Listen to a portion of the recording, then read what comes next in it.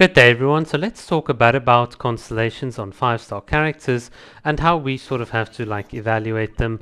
Very often I see a lot of takes on social media saying, oh, this character's constellation 6 is bad or this or that, but there are a couple of principles that a lot of people miss out on, so we'll be diving into these. Now obviously I do have to mention that the theory crafting, or what the Kaching men sort of do when they look at constellations, is something purely of the sense that, well, if it doesn't increase team damage, it's kind of worthless. And I do think it's a bit of a very simplistic way of looking at it, because not all constellations are about damage, as I'll explain in just a bit. So the different ways you can look at constellations would be to classify them either as amplifying constellations, transformative constellations, supportive constellations, or just sort of in general useless constellations. Yes, there is going to be that category as well. So let's go through each one of these.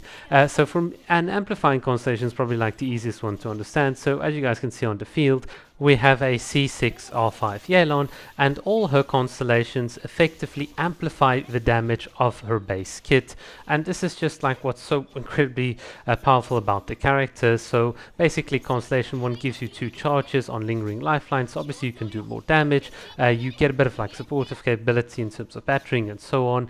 For those of you that love vape bombs and so on, it's a very strong, you get 2 vape bombs from C1. It's just so good, as well as additional traversal. In fact, that C1 is very good on Yelan. Obviously her C2 deals more damage as well, so that's kind of cool, and obviously gives you an additional instance of Hydro, so now she pretty much matches more or less what a C6 Xingshu can output in terms of single target Hydro application. Very strong. Obviously her C4 actually supports the entire team as well as herself in terms of increasing tankiness and health and so on. Very strong constellation. And then her constellation 6 just stacks with all of the previous constellations, but it effectively allows it to do a bunch of either front-loaded damage, or if you sort of wait for it to scale with a damage ramp, back-loaded damage, or middle-loaded. I don't know. You just have all the optionality with her. And this is what makes her such a good exemplary example of how constellations should be developed. She has supportive constellations, and she's got very good amplifying constellations. It amplifies her damage so much. So let's talk a bit about supportive constellations. Obviously, these are, as the name implies, they support the entire team. So a very interesting example would actually be Raiden Shogun, which a lot of people seem to ignore from C3 or C4 onwards. Basically, her C4 increases the entire party's attack, and basically her C6 gives you elemental burst cooldown reduction. So if you look here in the background, obviously I have the 30% CD reduction buff for the event and so on, but what you will notice is that my uptime with Kujo Sora and Raiden Shogun in terms of their elemental burst is mostly due to Raiden actually cutting down the time Kujo Sora's burst is off cooldown, and this is it's a very difficult constellation to evaluate, but in terms of supportive constellations, it's just so strong. Obviously, like we mentioned, Yelan's got a good supportive constellation. Shenna, that we can see on screen right now, her constellations are very good in terms of supporting the rest of the teams. She can battery, she can give longer on-field time with her elemental burst and so on. Very strong. So this is what supportive constellations do, and I feel like these are sometimes perhaps a bit more, or more, they're higher value than just raw amplifying constellations, because the entire team can sort of benefit from it. In other words, there are situations where other team members can pick up on them. A very strong example is, for instance, Kazuha C2, which is just plain straightforward, well, everyone gets 200 elemental mastery. That is insanely strong as a supportive constellation. Now we obviously then have the transformative constellations, and these are ones that actually take a character's base role. So for instance, Kokomi, who's supposed to be a healer, a bit of a tank, but not really that much of a strong on-field presence, and it actually transforms her role into one of being a valid main DPS character. Now it doesn't mean that she's the strongest main DPS type of character, in very much the same way as Kazuha C6 does not mean he's the strongest main DPS type of character, but it just sort of transforms their base role into something else. And I think this is what makes some of these constellations very, very fun.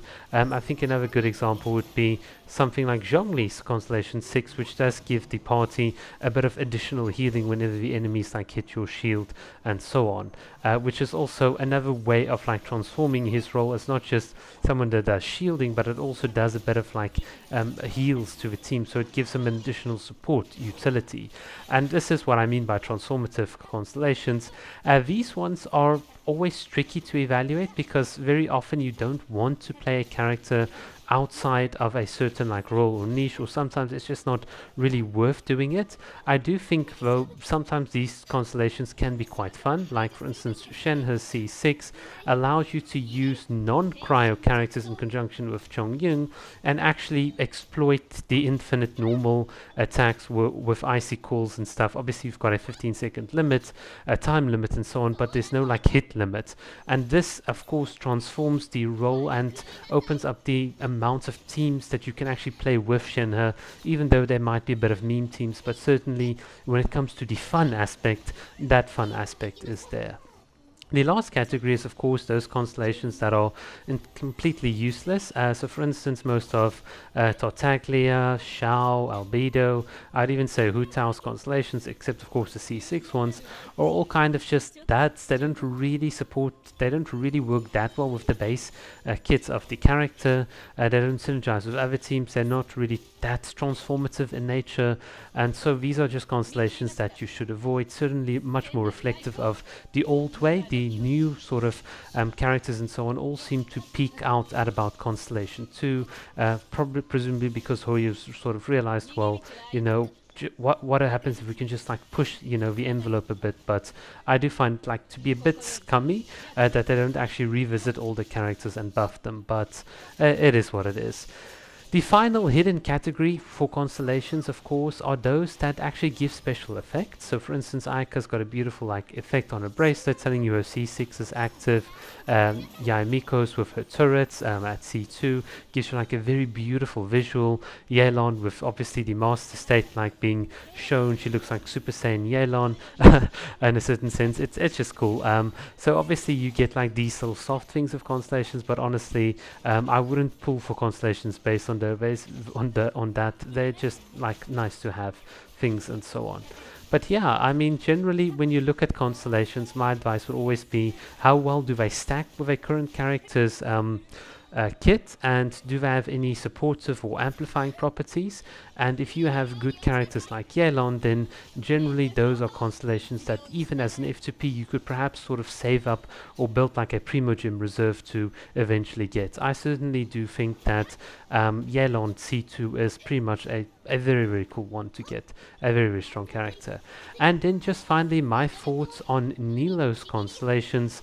Look, the C1 and C2 are ridiculously strong, especially for a niche and so on. From there on you just do get like more like support for playing Nilo outside of her niche, for instance in vape teams or like main DPS Nilo and so on, once again, and fitting into the transformative category. Very cool. Alright guys, thanks for watching. Cheers.